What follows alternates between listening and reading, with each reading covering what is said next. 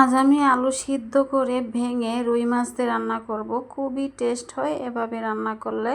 Hello everyone, কেমন আছেন সবাই? আশা করি ভালো আছেন, আপনাদের দয় আমিও ভালো আছি আলহামদুলিল্লাহ। তো চুলায় একটা কড়াই বসিয়ে দিয়েছি, দিয়ে বেশ কিছুটা পেঁয়াজ কুচি দিয়ে দিয়েছি, দিয়ে এখন আমি দিয়ে দিয়েছি তেল পরিমাণ মতো, দিয়ে পেঁয়াজটাকে ভালো করে ভেজে নেব।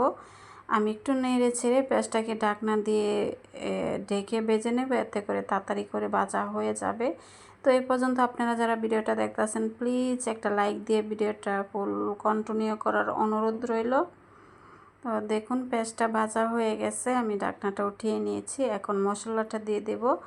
এখানে আমি মশলাটা আধা ঘন্টার মতো গুলিয়ে রেখেছিলাম, এতে করে বাটা মশলার একটা ফ্লেভার পাওয়া যাবে। তো এখানে আমি আদা রসুন বাটা দিইনি, এখানে মরিচের গুঁড়া, হলুদের গুঁড়া, ধনিয়ার গুঁড়া, জিরার গুঁড়া আমি আধা ঘন্টার মতো গুলিয়ে রেখেছিলাম, আর সাথে একটু তেলও দিয়ে দিয়েছিলাম। তেল দিয়ে একটু পানি দিয়ে গুলিয়ে রেখেছিলাম। এভাবে রান্নাটা করলে মানে বাটা মশলার একটা যে স্বাদ, সেই স্বাদটা পাওয়া যায়। আমি আধা ঘন্টার মতো গুলিয়ে মশলাটা রেখে দিয়েছিলাম রেস্টে। তো সেই মশলাটা এখন কষিয়ে নিয়েছি, একটু ঢাকনা দিয়ে ঢেকে কষিয়ে নিয়েছি। দেখুন কষানোটা হয়ে গেছে, তেলটা উপরে বেশি উঠেছে।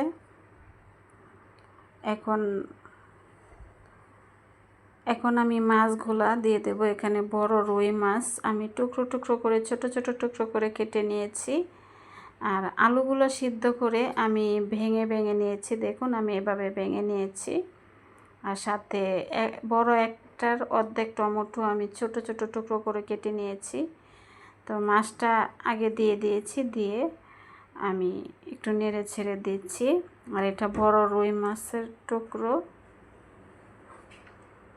একটু নেড়ে ছেড়ে দিয়ে তারপর আমি আলুগুলো দিয়ে দেব। যেহেতু আলুগুলো সিদ্ধ তাই একসাথেই কষিয়ে নেব।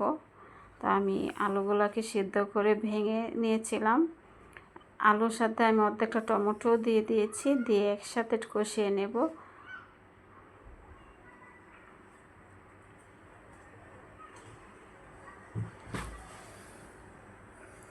আর এভাবে রান্নাটা করলে সত্যি অসাধারণ লাগে খেতে। নেড়ে ছেড়ে আমি একটু ঢাকনা দিয়ে ডেকে কষিয়ে নেব। আর খুবই টেস্ট হয়েছিল এই রান্নাটা খেতে। আমি ঢাকনাটা উঠিয়ে নিচ্ছি। দেখুন কষানোটা হয়ে গেছে, তেলটা বেশি উঠেছে। এখন একটু নেড়ে ছেড়ে দিয়ে আমি ঝোলটা দিয়ে দেব। তো আপনারা যে যেখান থেকে দেখতেছেন আমার ভিডিওটা, আপনাদেরকে অসংখ্য অসংখ্য ধন্যবাদ। আর যারা সাবস্ক্রাইব করে দিয়েছেন আপনাদেরকে অসংখ্য অসংখ্য ধন্যবাদ। যারা করেননি প্লিজ আমার চ্যানেলটা সাবস্ক্রাইব করে দিন। যদি আমার ভিডিওর কোনো অংশ ভালো লেগে থাকে তাহলে আমার চ্যানেলটা সাবস্ক্রাইব করে আমার পাশে থাকার অনুরোধ রইল। তো দেখুন আমি ঝোলটাও দিয়ে দিয়েছি, দিয়ে এখন আমি ঢাকনা দিয়ে ঢেকে রান্নাটা করে নেব। তো আপনারা কমেন্টে জানাবেন রান্নাটা কেমন হয়েছে। তো আমার কাছে তো দারুণ লেগেছিল খেতে। আপনারা কমেন্টে জানাবেন। আপনাদের সুন্দর সুন্দর কমেন্ট পড়তে আমার এত ভালো লাগে, মনে হয় যে আপনারা আমার কত কাছের আপন মানুষ। আর আসলে তো আপন মানুষের থেকে দূরের মানুষই আপন হয়ে যায়।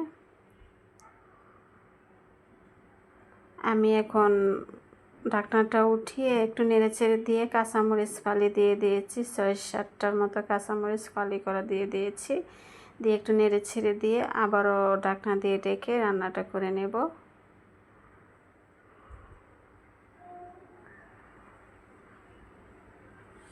আমি ঢাকনাটা উঠে একটু নেড়ে ছেড়ে দিচ্ছি, আর রান্নাটা হয়ে গেছে। এখন আমি চুলাটা অফ করে দেব। আর দেখুন কালারটাও কত সুন্দর এসেছে, খেতেও কিন্তু অসাধারণ স্বাদ হয়েছিল। আমি এখন উঠিয়ে নিচ্ছি। দেখুন খুবই সুন্দর একটা কালার এসেছে রান্নার।